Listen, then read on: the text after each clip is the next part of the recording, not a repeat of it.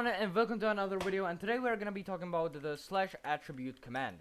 So this command is very important. So you know how we talked about NBT tags.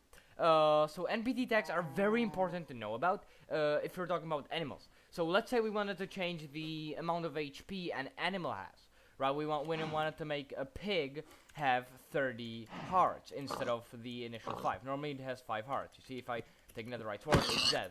But if we were to give it 30 hearts, it would take many hits. So we can just do the slash data command for that, but we're gonna talk about that one later. But we cannot change player NBTs. We cannot do slash data merge player blah blah blah. We cannot do that because Minecraft just doesn't work that way. But we can change some of the NBTs a player has using the slash attribute. So if I do slash attribute add s Minecraft, and now we use some of the attributes, we see, for instance, Minecraft generate dot max health.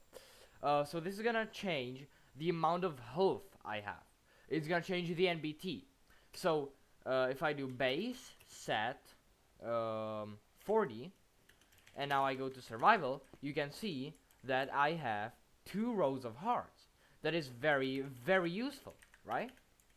So I can change it back to 20. Now the reason it's 20, I just put in 20, and yet if I take damage, sometimes it doesn't refresh, so you have to take damage for it to refresh. So if I teleport myself 10 blocks above, boom, it refreshes now, right? So you see that I set the max amount of health to 20, and yet it's 10 hearts, right? Well, the reason for that is, if I teleport myself up, you see that I can have half hearts as well. You see, half a heart. So every 1 point is half a heart. So if I do 3, and I take some damage, of course, because Minecraft doesn't refresh, the max amount of hearts I have now is 1.5.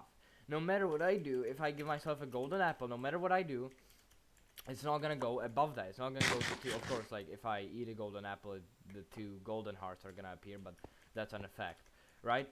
And so that's why the amount of hearts you want, you have to divide it by 2. So let's say I want 60 hearts. I would have to do 60 hearts times 2, because it's in points, 120. Now the max amount of hearts I can have is 60. You see, there are exactly 6 rows, which means 60 hearts. And this is one of the attributes. I couldn't do that by slash data. So this is a very useful command. We can also do stuff like generic armor. So now we have some generic armor. Now some of these attributes are capped, which means that they have a limit. So I set it to 120, and yet it's only 10, because this is capped at 20. If I set it to 5 right now, you see that it's gonna be 2.5, because again, we're dividing it by 2. And if I set it to 19, it's gonna be 9.5. It always has a cap to it, some of them. For instance, the hearts also have a cap. I'm not sure what it is now, but it also has a cap to it. So if I did 500, oh yeah, it would still work. 5,000, yeah, you see, it's already capped, because there are 2, and somewhere if I do 50,000, it's still gonna be the same, because it has a cap, certain, right? And there are many of these attributes. We can also do base get, and that's just gonna blip out the base value of attribute is 50,000, because we change it to that. We could also do let's say attack speed base get. So we see that our attack speed is 4.0.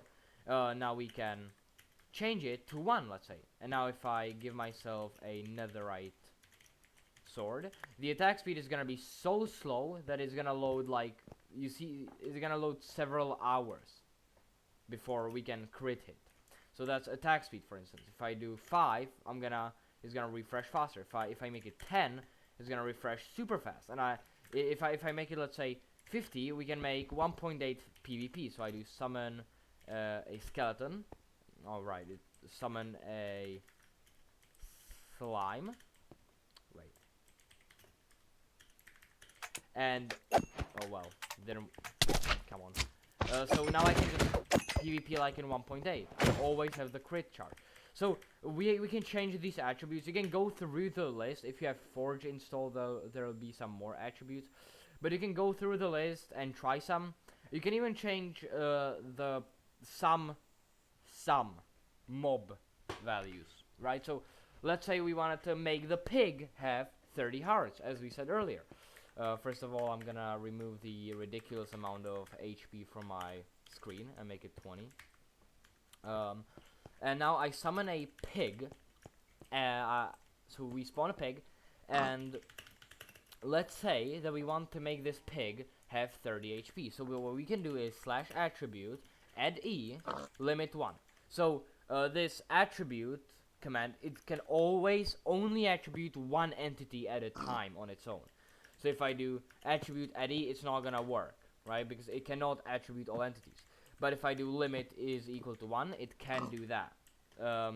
Type pig sort nearest. So what I'm telling it here is one pig that is the nearest to me, and let's change it max health. No, actually max health. It would be hard to track that. So movement speed base at 50. So now you see that it is ridiculous. I mean, look at that. Yeah, it is super fast now. Let's actually make it a bit slower.